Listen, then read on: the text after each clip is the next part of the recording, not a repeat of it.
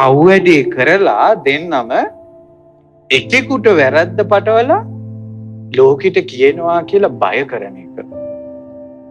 පාපේනොත් පාපයක් කියන. දැන් ඕක කියනකොට තරුණ ළමයිට තේරෙනවා මම මේ කියන්න හදන්නේ මොකද්ද කියලා.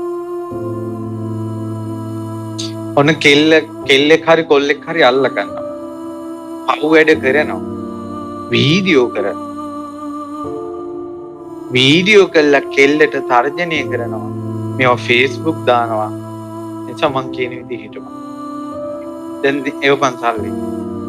දාපන් ෆෝන් එකට සල්ලි. නැත්තම් එවනවා. අනේ මේ චූටි ගම්වල චූටි කෙල්ලෝ ෆෝන් නරම් මොනවද දන්නෙත් නැහැ. ප්‍රේමයෙන් කාත් එක්ක හරි බැඳිලා කොල්ලා කියන ඔයාගේ ෆොටෝ එකක් එවන්න. අනේ මේ වන්න අනේ කිව්වට පස්සේ කෙල්ලෝ හරි මෝඩයිනේ. මේ උඩුපුස්සල්ලාවේ නම් ඒ වගේ නැතු වේදී. මුන් යවනවා. ඔන්න මොකක් හරි නාන්න යනකොට හරි ෆොටෝ එකක් යවන්න.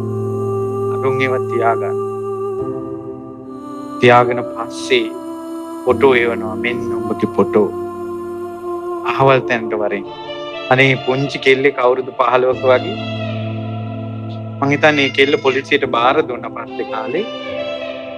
ඔහොම ෆොටෝ යවලා කොල්ලා කියලා මෙන්න ගෙදෙට්ට යවනවා වරෙන්. අහවල් කාමරේට වරෙන්. කෙල්ල ගියා. දැන් බයයිනේ අර ෆොටෝ ආවේ කියලා. ඊට පස්සේ ෆොටෝ ටික මේ පෙන්නලා ගෙදෙට්ට දෙයි කියලා ඔන්න කෙල්ල කාමරේට ගෙනියලා විනාශ කළා. කෙල්ල දන්නේ එතනත් කැමරාවක් අටවලා. ඊළඟ දවසේ අර වීඩියෝ එක කියවුවා මෙන්න අවල් දැන්ට වරේ. එදා යනකොට කොල්ලෝ 5 දෙනයි කාමරේ. ඒකත් වීඩියෝ කරනවා. මේ පුංචි කෙල්ලෝ ෆෝන් දන්නේ නැතුව ෆෝන් වල නිසා කී දෙනෙක් කොයි විදිහට නැසෙනවද? සමහර අය නිකම්ම ගණිකාව වෙලා යනවා. සමහර උන් සියදි විනාශ කරනවා. ඒකට කෙල්ල සියදි විනාශ ගන්න යද්දි යාළුවෙක් ඇදගෙන ඇවිල්ලා මේ අපි දන්න ආරාමයකට. ඉතින් ඒ හඳුරු ඉක්මනට පොලිසියට කියලා අනේ මේ කෙල්ල බේරන්න කියලා. මම කිව්වේ මේ කෙල්ලන්ට බේරෙන්න.